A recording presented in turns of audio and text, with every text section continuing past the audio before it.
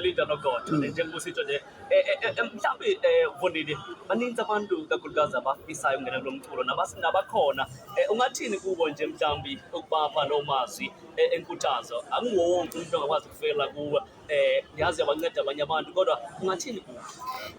engizokusho kakhulu engubonile uma ngihamba indimeni ukuthi abantu mabaqaphele ukuba usizwa ngubani ngicela belalele lento ukuhlupheka sikhule kanzima sakhula sisokola kodwa ngalokho akusho ukuthi hamba wamukela noma yiliphi usizo noma kubani ngoba ekugcineni abantu mabekusiza basuke bebheke i-return of investment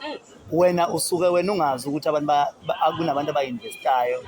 kuwena umuntu ayifune kanzima futhi lo return of investment ahambe ethi umbona nje kwangisiza ubani. Okwesibili engifuna ukusho ukuthi abantu ngene emculweni ngoba unethalente nothando ungabi ithalente lodwa ngoba uma kuyithalente lodwa uthando lungekho uzogcina umsebenzi wakho ungawuhloniphi.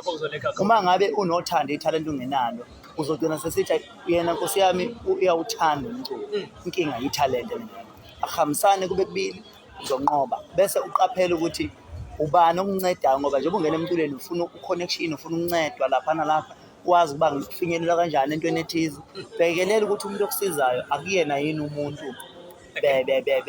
uzohamba ethi ukubona nje ngamsiza umbona nje ngamsiza ngoba leyo nto iba isithikamezo endleleni yakho going forward. Ngiphinde ngithi indaba zomjolo aziphelele emjolweni. Indaba siyiqale kahle sayikhuluma kahle sathandana savumelana sine-understanding ukuthi siyajola utheni ba mase kukhona umntwana